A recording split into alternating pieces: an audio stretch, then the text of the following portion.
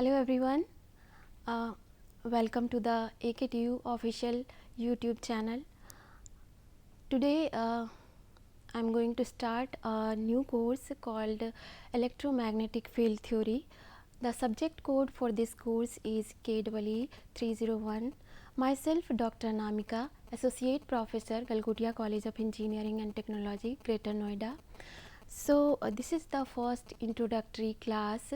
So in this class I will give the overall overview of the course, syllabus and question pattern of the university exam, and also the evaluation scheme. So let's start. uh, Total credit given to this course is 4, and total marks allotted to this course is 150. Out of this 150 marks, 100 marks is coming from the external exam, or you can say that university exam also. Out of this 150 marks, 100 marks will be from external exam, 50 marks will be given internally. That is again, from out of 50 marks, 30 marks will be awarded based on the performance in class tests, and 20 marks given by the faculty based on the teacher's assessment. Further, let us see the pattern of university question paper. This university question paper is coming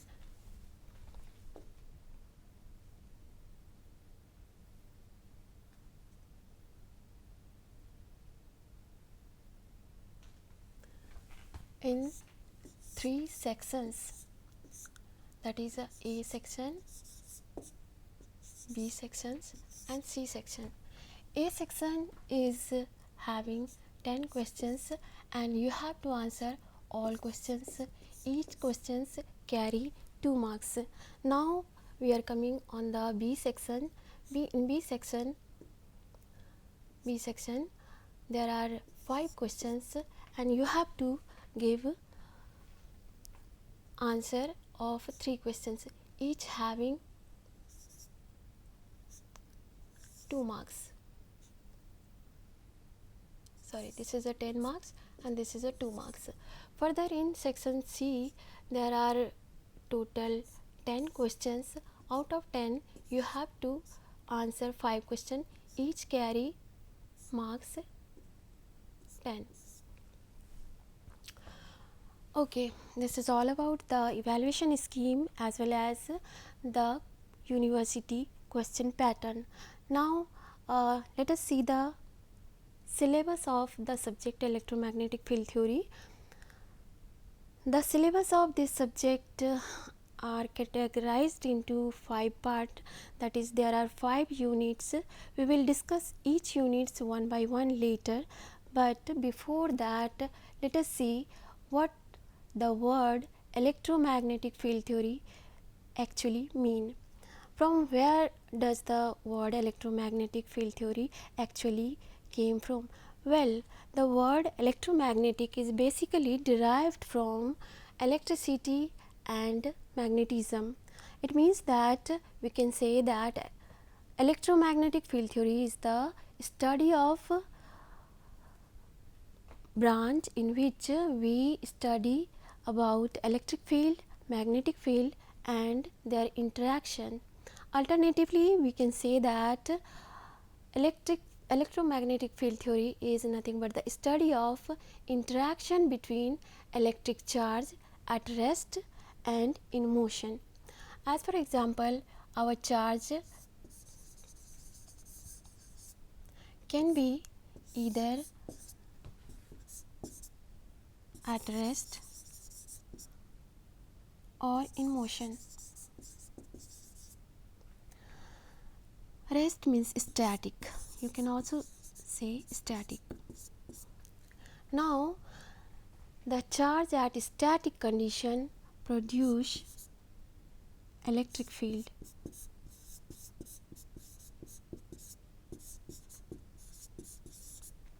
Now we are coming to the moving charge.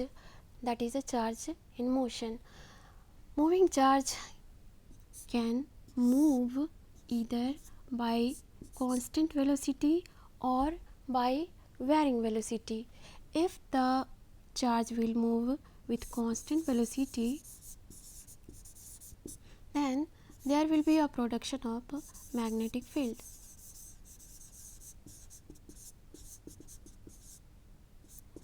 However, if the charge will move with varying velocity, then there will be a production of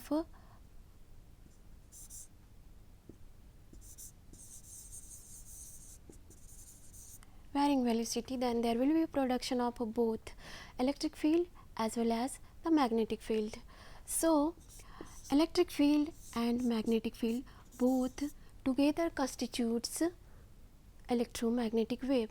So, basically I am dividing this course into three parts, that is electrostat, magnetostat and electromagnetic wave.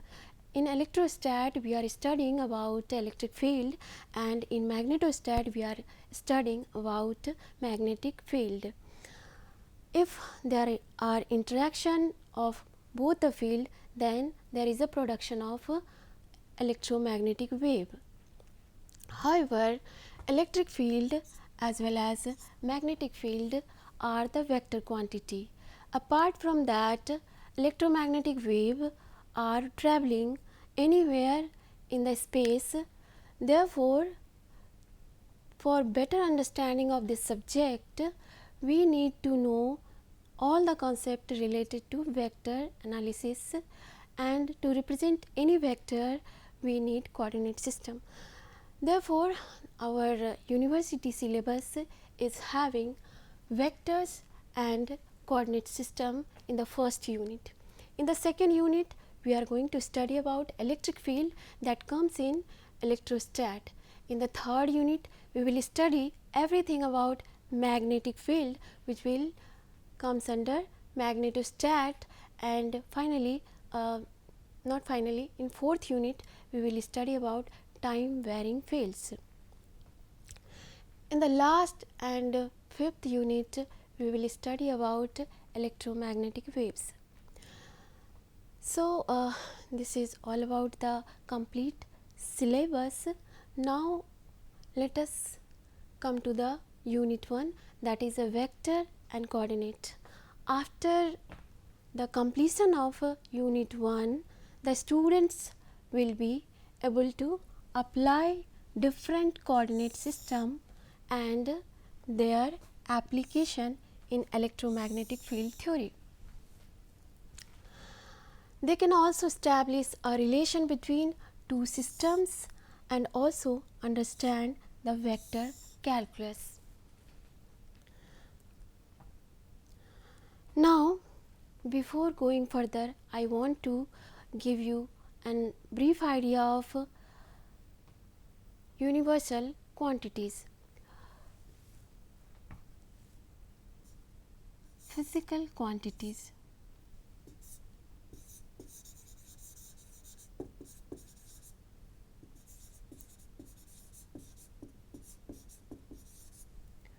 All the physical quantities in the universe are categorized into two parts, that is scalar quantity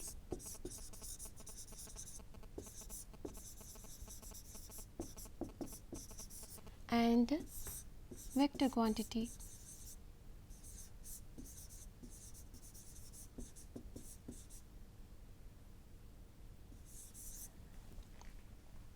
Now, scalar quantity are those quantity which are having only magnitude. Now, this magnitude can be either real number or complex number.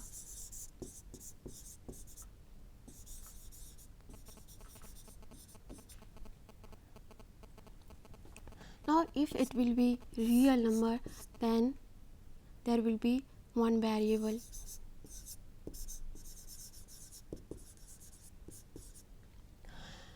If it will be complex number, then there will be two variable. that is real part and imaginary.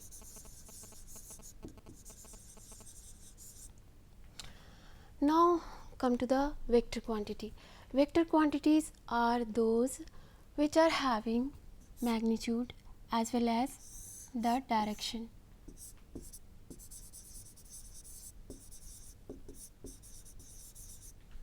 As well as the direction. Now, as this magnitude is having direction also, so to represent such kind of magnitude we need coordinate system. To represent any magnitude in a particular direction we need coordinate system. So this arises the need of coordinate system.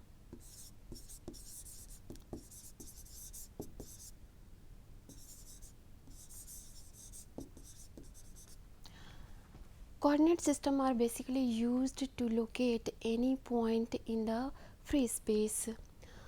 However, there are a number of coordinate systems exist, like curvilinear coordinate system, orthogonal coordinate system, spherical coordinate system, cylindrical coordinate system, Cartesian coordinate system, and rectangular coordinate system.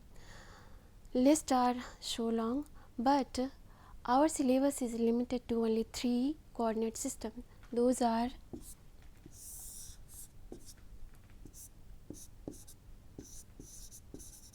Cartesian coordinate, cylindrical coordinate, and spherical coordinate. This Cartesian coordinate is also known as rectangular coordinate, which we will study one by one later. So here we came to Cartesian coordinate. Any point in Cartesian coordinate can be defined by xyz, p xyz. Now any vector can be represented as x ax plus y ay plus z az. Here as this is the vector quantity, so obviously it will have two things, that is magnitude as well as the direction. So in this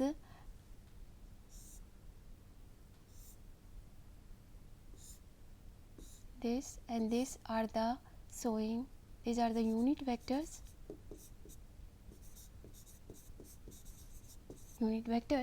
which is showing direction, and these are the coefficients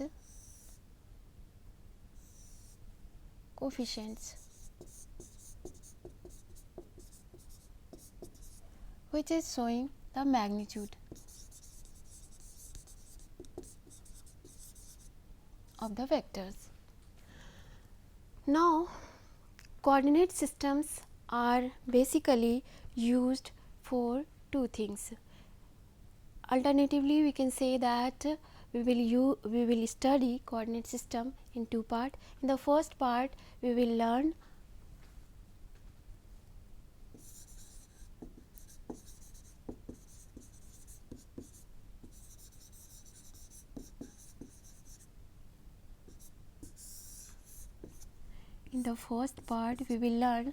how to represent any point in a particular coordinate system. Means we will learn how to represent any point in any coordinate system. Further, we will learn how to represent a length, surface, and volume in different kind of coordinate system. Further, in part 2, we will learn how to transform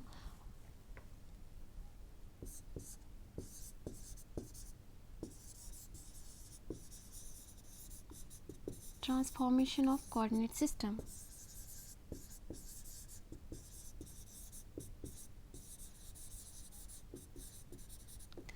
It means in this part we will learn to transform a vector or a point given in a particular coordinate into other coordinate.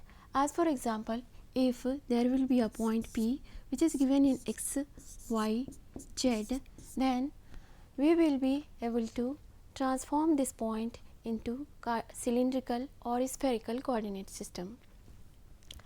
So here we need to know how to describe a point, length, surface and volume in a particular coordinate system.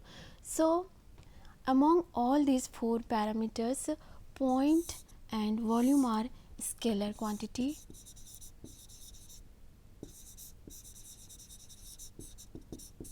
However, length and surface are the vector quantity.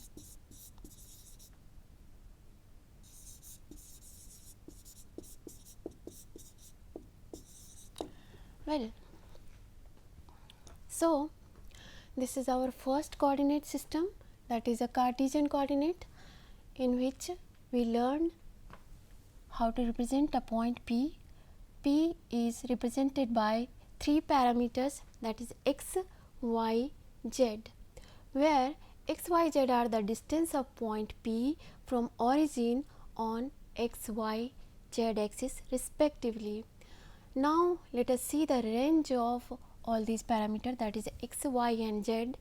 Range means up to how long any axis can be extended, or as for example, here we can see that the y axis can extend up to infinite distance, up to infinity.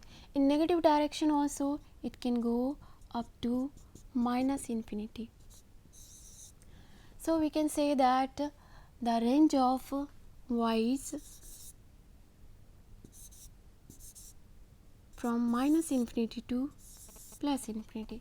Similarly, for x also, x can be extended up to infinite distance, and in negative side also it can go up to the minus infinity. So for x also the range will be vary from minus infinity to plus infinity. Similar thing will happen with z also. So we can write z will also vary from minus infinity to plus infinity. So we have seen the range and how to represent a point in Cartesian coordinate system. One more thing, Cartesian coordinate is also known as rectangular coordinate. Further, we also learned how to represent any vector in Cartesian coordinate. Now let us see the differential quantities. There are three differential quantities, that is length, area and volume. To represent length, because this is the differential quantities, we need to take differential distance. So in x-axis differential length can be represented as dx. So this is a dx in small distance on x-axis, dy is the small distance in y-axis, dz is the small distance in z-axis. So differential length in Cartesian coordinate or rectangular coordinate can be defined as x dx plus y dy plus z dz, where x is the unit vector along x-axis, dx is the small intercept differential length on x-axis. Similar thing can be explained in y and z axis also. Now let us see area. Let us take a small differential area or volume from a system which we need to represent in Cartesian coordinate.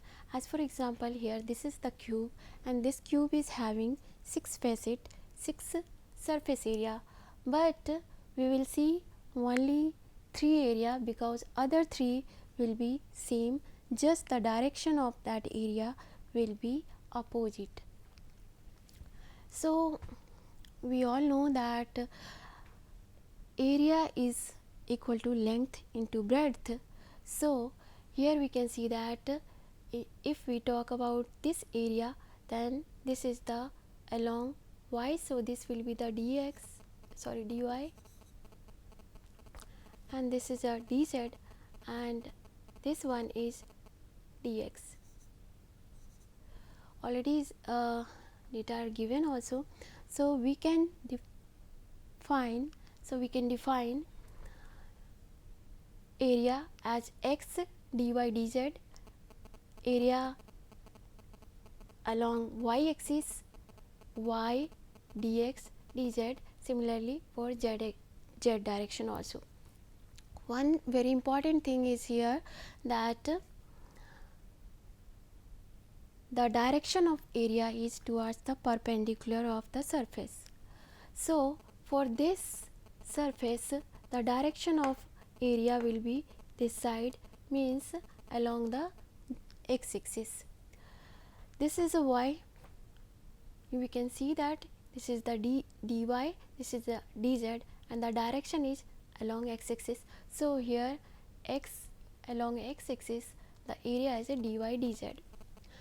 Similarly, we can see the volume also. Volume is the scalar quantities, and its basic formula is length into breadth into height.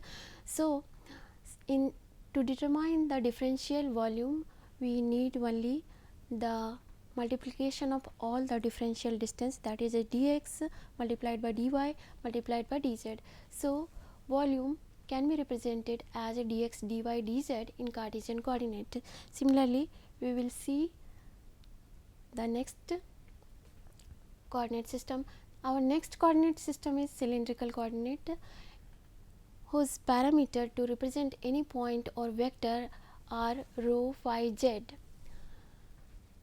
So any point in cylindrical coordinate can be represented as p, rho, phi, z, and any vector in cylindrical coordinate can be represented as arrow, small arrow, capital A phi, small a phi, plus capital Az, small az, where rho is nothing but the radial distance in xy plane, whose range is varying from 0 to infinity, and phi is azimuth angle, which is measured from positive x axis. As for example, here in this figure we can see that this is our, simply we can draw also.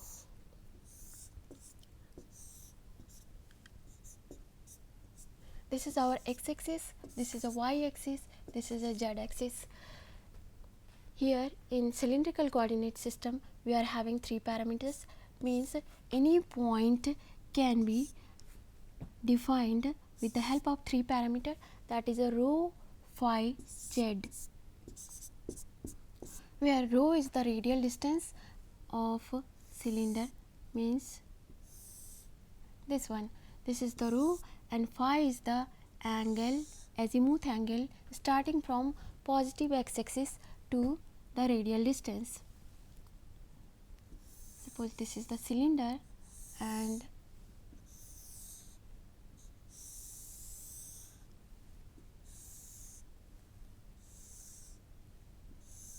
we can like this. So and the third point z is nothing but the simple height along the z axis. So this is the way to represent any point in cylindrical coordinate, and in this way we can represent any vector quantity in the cylindrical coordinate system. We have seen the range of all the parameter also, that is rho varies from 0 to infinity, and phi varies from 0 to 2 pi, and z varies from minus infinity to plus infinity, same as we have seen in the Cartesian coordinate. Now let us see the differential quantities. So again we are having three differential quantities, that is a length, surface, and volume. So length is the small variation in these parameters.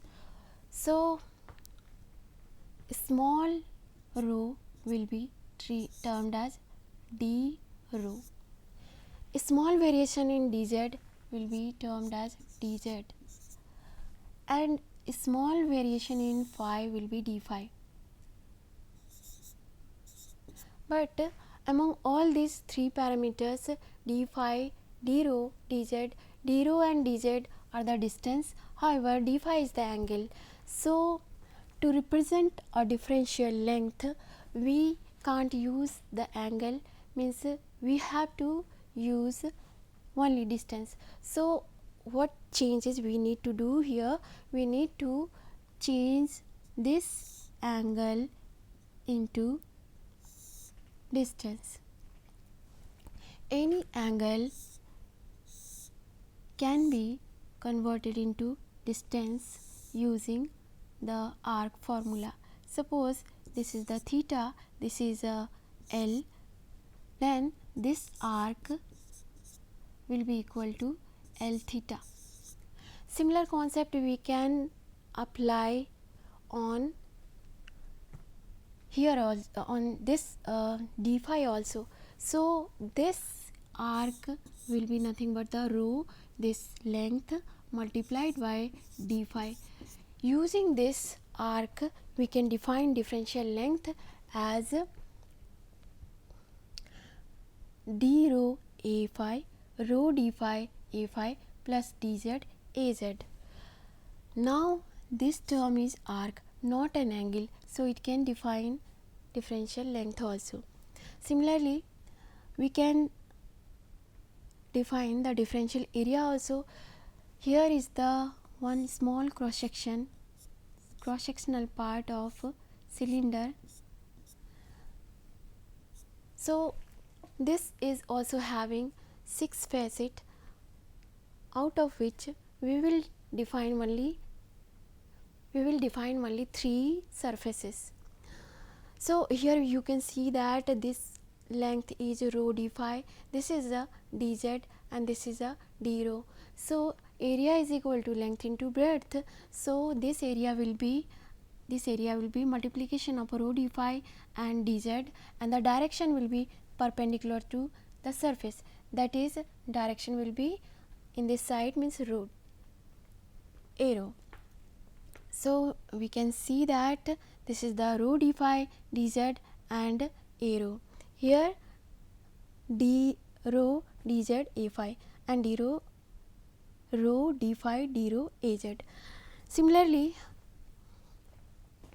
differential volume can also be determined with the help of this length only, that is we need to multiply length into breadth into height. So here are the 3 length, we need to multiply all those to get the differential volume. In this way we can get the value of volume also. Now this is the spherical coordinate. Now this is the spherical coordinate. Here also we are having r, theta, phi to represent any point. Vector can be represented as this, where r is the radial distance, theta is the polar angle and phi is the azimuth angle, just as we have described in the cylindrical coordinate. Rho is the radial distance in xy plane, same as cylindrical coordinate. We can see the differential length like this and differential surface also, and this is the differential volume.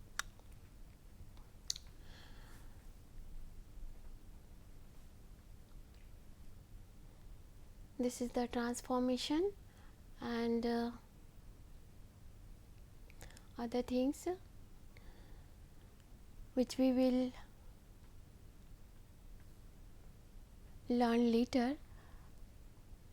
For now I want to conclude this session. In this session we have studied various kind of coordinate system, and we have seen how to represent a point and length, surface and volume in 2 coordinates, that is Cartesian coordinate and cylindrical coordinate. One more point, that Cartesian coordinate is also known as rectangular coordinate. For now, thank you so much. We will meet in the next class for further discussion. Thank you so much.